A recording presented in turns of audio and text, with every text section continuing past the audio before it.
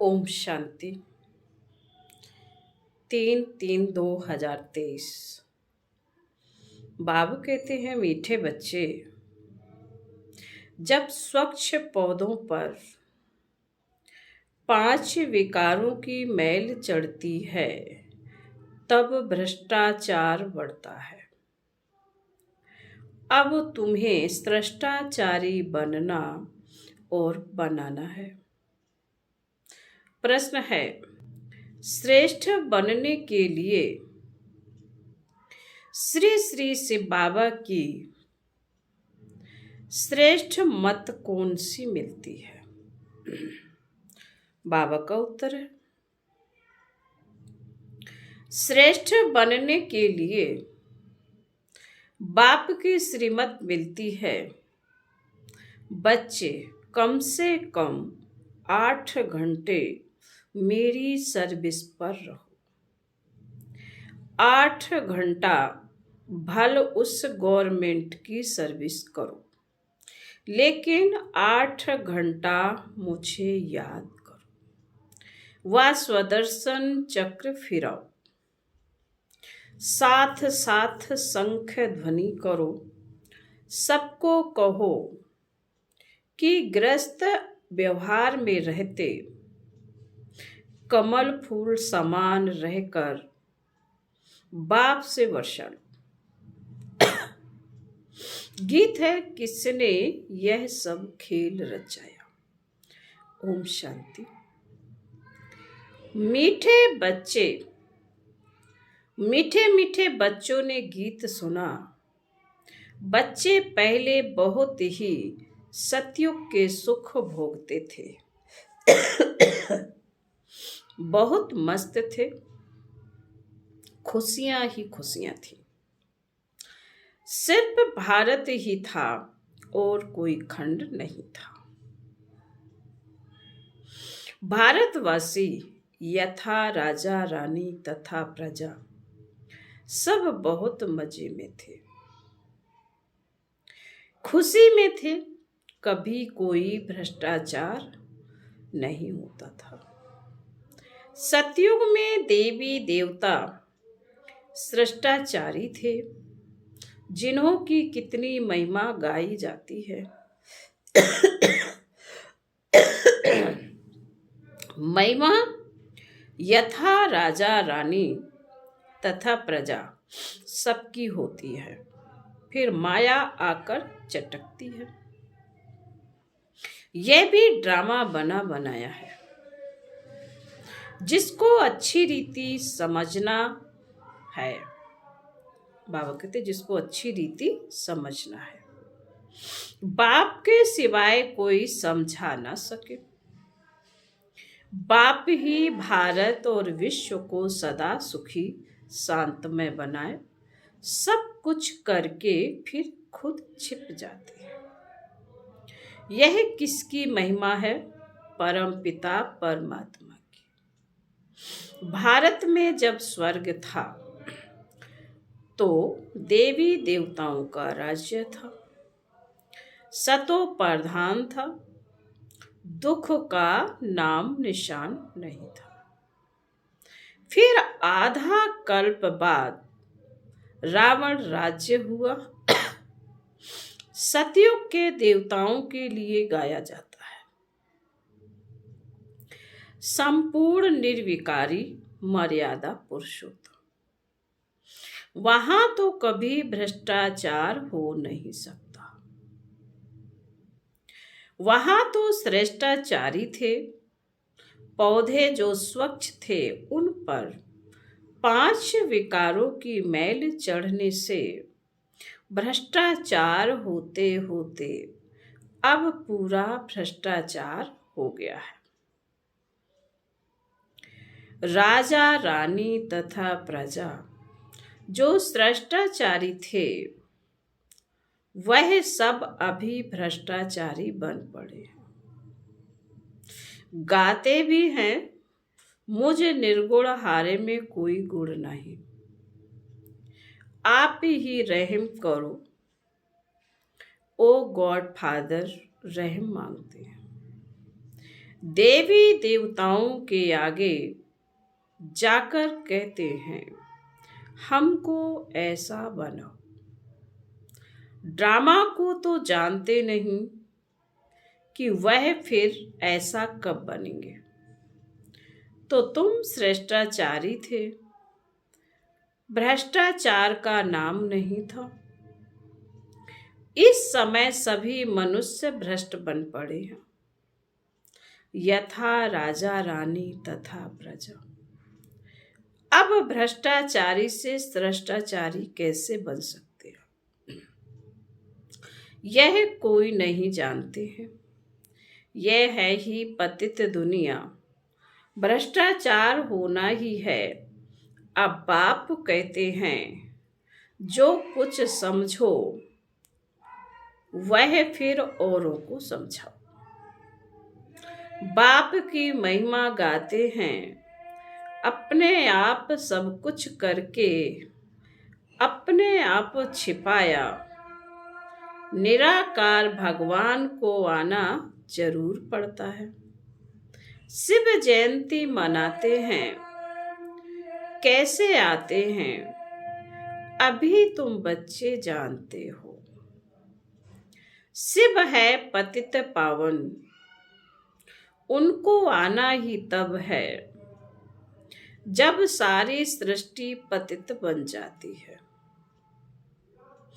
उसको आकर पावन बनाना है। 2-4 को तो पावन नहीं बनाएंगे ना। यथा राजा रानी तथा प्रजा पावन थे, फिर अब यथा राजा रानी तथा प्रजा पतित है। अभी तो राजा रानी हैं नहीं, जानते हैं राजे लोग थे, अब उन्हों की राजाई है नहीं। ब्रिटिश गवर्नमेंट थी तो साहूकार लोग जमींदार आदि धन देते थे। कोई ने 20-30 हजार दिया तो टाइटल मिल जाता था। बाबा अनुभवी है, बाबा अनुभवी है ना। शिव बाबा ने भी अनुभवी रथ लिया है। ऐसा वैसा रथ थोड़े ही लेगा। बड़े बड़े राजाएं होते हैं तो वह घोड़े बहुत फर्स्ट क्लास रखते हैं। जानवरों में भी कोई कोई बहुत अच्छे होते हैं, जैसे ऊंट कोई बहुत अच्छे होते हैं। बैठो तो जैसे एरोप्लेन चलता है। कोई तो ऐसा होता है जो बहुत डंडे लगाने पड़ते हैं।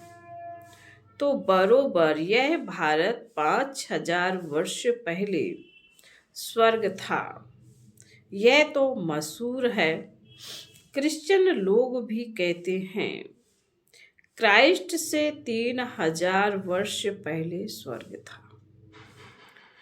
तो बरोबर कल्प 5000 वर्ष का हो गया। खुद ही कल्प की आयु बुलाते हैं। फिर सतयुग को लाखों वर्ष कहते हैं। ऐसी ऐसी पॉइंट्स बाबा समझाते हैं जो धारण कर दूसरों को समझानी है, परंतु समझाते नहीं हैं। अभी तुम बच्चे जानते हो, बरोबर हम श्रेष्ठाचारी थे। यथा राजा रानी तथा प्रजा श्रेष्ठ थे। शेर बकरी इकट्ठे जल पीते थे। कहाँ कंस जरासंधि हिरण्यकश्यप आदि कुछ भी नहीं थे। हिरण्यकश्यप आदि को सतयुग में और श्री कृष्ण को फिर द्वापर में ले गए हैं। रावण को त्रेता में ले जाते हैं। अब सब असुरों के अलग अलग नाम दे देते हैं। कुंभकर्ण आदि भी सब असुरों के नाम हैं। अभी है आसुरी संप्रदाय, अर्थात आसुरी मत पर चलने वाले। अभी बाप आकर श्रीमत देते हैं, जिससे तुम ब्राह्मण से देवता बनते हो। परमपिता परमात्मा ब्रह्मा के मुख कमल से ब्राह्मण, देवता और क्षत्रिय धर्म की स्थापना करते हैं। दूसरा कोई धर्म वहां होता नहीं। सतयुग त्रेता में तो दूसरा कोई धर्म स्थापन हुआ नहीं है। दोनों युग की एज तो जैसे एक जैसी 1250 वर्ष है। सतयुग में दैवी राज, त्रेता में क्षत्रिय राज, सूर्यवंशी और चंद्रवंशी। यह सूर्यवंशी और चंद्रवंशी राजधानी किसने स्थापन की?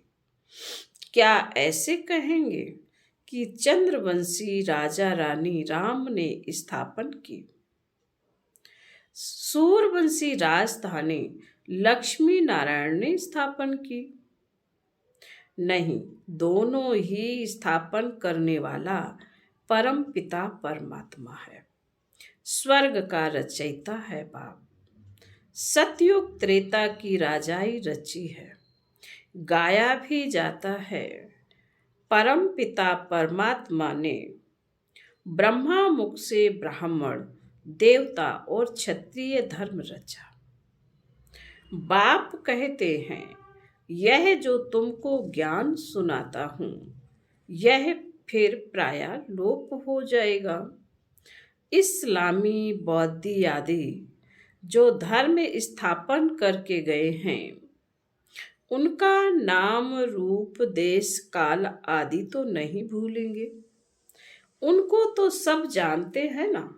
यह देवता धर्म मैं कैसे स्थापन करता हूं, यह ज्ञान सब भूल जाएंगे।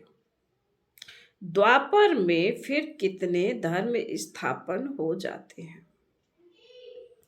एक ही इस्लामी, बौद्धी धर्म में यह सैकड़ों हो गए। आपस में कितना लड़ते हैं। अभी तुम जानते हो बाबा कैसे सब कुछ करके अपने आप को छिपा लेता है। स्वर्ग में जो देवी देवताएं थीं, उनको फिर माया आकर चटकी। पूरे बेगुण बन गए हैं, गाते भी हैं, मुझे निर्गुण हारे में कोई गुण नहीं। तब तो गुणवान देवताओं की पूजा करते हैं। बड़े बड़े राजाओं के पास अंदर महलों में मंदिर रहते हैं, पूजा करते हैं। ऐसा कोई राजा नहीं होगा जिसके पास मंदिर ना हो। अब बच्चे जानते हैं शिव बाबा की श्रीमत पर चलना है, कदम कदम पर श्रीमत लेनी है, तब ही सो देवी देवता बनेंगे। परंतु श्रीमत पर भी चलते नहीं। बाबा कहते हैं, कोई भी बात में कुछ मूझो तो चिट्ठी लिखकर पूछो। बाप को याद करो। माया ऐसी है जो स्वर्ग स्थापन करने वाले परम पिता परमात्मा को याद करने नहीं देती। बाबा जानते हैं तूफान बहुत आएंगे, परंतु चिट्ठी लिख पूछना चाहिए। इस हालात में क्या करें? बच्चे की शादी है, इस हालात में क्या करें? कोई मरा है, क्या करें? मत लेनी चाहिए। श्रेष्ठ बनना है तो श्रीमत पर चलना है। श्री कृष्ण की मत तो हो ना सके। श्री कृष्ण की आत्मा खुद अंतिम जन्म में राजयोग सीख रही है। सिर्फ श्री कृष्ण की आत्मा है क्या? जो देवी देवता घराने वाले हैं वह ब्राह्मण बने हैं। कदम कदम श्रीमत पर चलना है। बाप कहते हैं जितना हो सके बाप को याद करते रहो, तुम्हारे पापों का बोझा बहुत है। भल कोई गवर्नमेंट सर्विस में है, 8 घंटे गवर्नमेंट की नौकरी है, बाकी जो समय है उसमें याद करो। कम से कम 8 घंटा तुम मेरी सर्विस करो। बाप को याद करो, स्वदर्शन चक्र फिराओ, शंख ध्वनि करो। कौन सी? सबको कहो ग्रस्त व्यवहार में रहते कमल फूल समान रहे, करके बाप से वर्षा ले लो। बाप स्वर्ग रचते हैं तो स्वर्ग का वर्षा मिलना चाहिए। भारत ही स्वर्ग का मालिक बनता है, अभी तो नर्क का मालिक है। नर्क में दुखी होते हैं तब तो बाप को याद करते हैं, परंतु जानते नहीं कि बाप क्या देगा। बाप के लिए कहते हैं सर्वव्यापी है, भीतर ठिक्कर में है। बाप कहते हैं तुमने कितनी भूल की है, परंतु यह भी ड्रामा में नूद है, अब उनसे बाहर निकलो। यह भक्ति आदि करते करते तुम तंग हो गए हो। अभी भक्ति भी विभ्याचारी हो गई है, मौत आकर सामने खड़ा है, तो श्रीमत पर चलना चाहिए। परंतु बच्चे ऐसे बाप को भूल जाते हैं। माया रावण का राज्य कैसे चलता है, यह भी कोई जानते नहीं। रावण का बुत जलाते हैं, यह पीछे रिवाज निकला है। रावण को जलाते हैं, परंतु हर वर्ष रावण बड़ा होता जाता है। आगे 10 फुट बनाते थे, फिर 15 फुट बनाया, फिर 50 फुट, एकदम छत जितना लंबा बनाते हैं। बुद्ध का भी बहुत बड़ा चित्र बनाते हैं। इतने बड़े मनुष्य तो होते नहीं, जास्ती में जास्ती मनुष्य 6 फुट के होंगे। लक्ष्मी नारायण भी इतने ही होंगे। ऐसे नहीं, वहां आयु बड़ी होती है तो बड़े बन जाते हैं। नहीं, मनुष्य मनुष्य ही है। जैसे अभी देखते हैं भिन्न भिन्न वैरायटी हैं, कोई काले कोई कैसे। भारत में सुंदर भी थे, अभी श्याम बने हैं। सुंदर बनाने वाला है बाबा।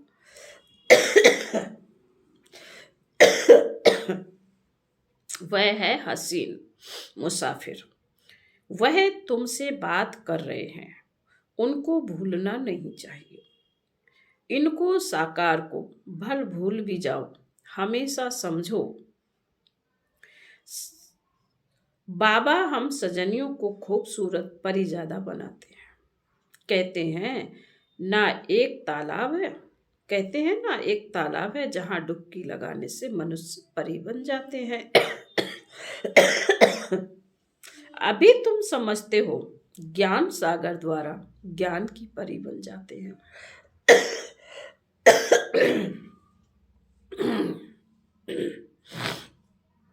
अभी तो नर्क की परी हो ना।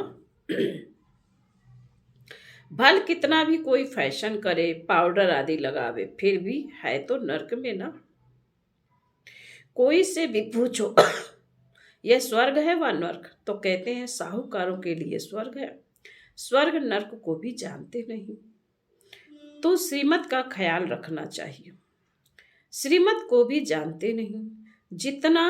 जिसने इतना श्रेष्ठ बनाया, उनका नाम रूप गुम कर दिया है। गाते हैं तो मात पिता हम बालक तेरे।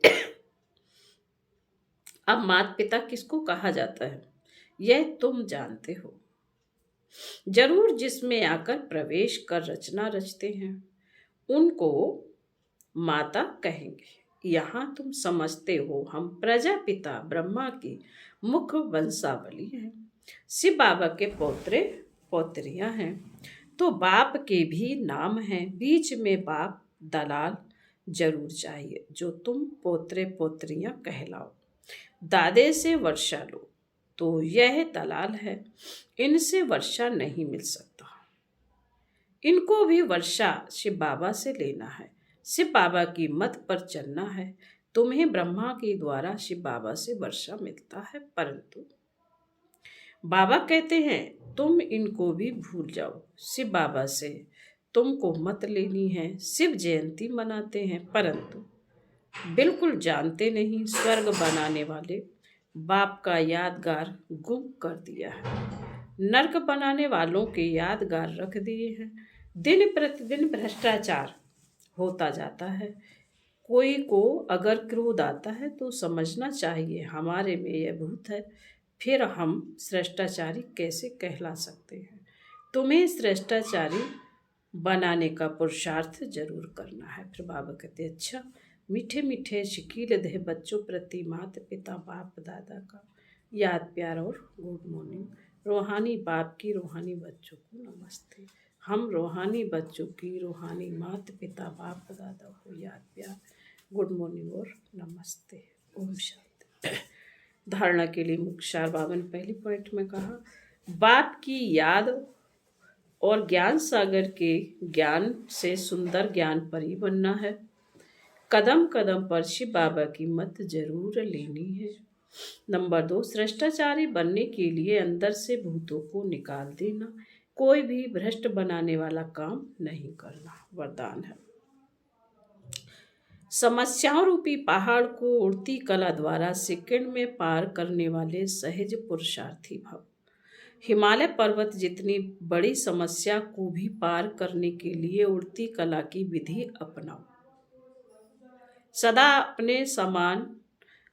अपने सामने सर्व प्राप्तियों को इमर्ज करो और उड़ती कला में उड़ते रहो, तो समस्या रूपी पहाड़ को सेकंड में पार कर लेंगे। सिर्फ वर्तमान और भविष्य प्रारब्ध के अनुभवी बनो। जैसे स्थूल नेत्रों द्वारा स्थूल वस्तु स्पष्ट दिखाई देती है, ऐसे बुद्धि के अनुभव के नेत्र द्वारा प्रारब्ध स्पष्ट दिखाई दे। हर कदम में पद्मों की कमाई जमा करते रहो। स्लोगन है, जो सबका आदर करते हैं वही आदर्श मूर्त बनते हैं। ओम शांति।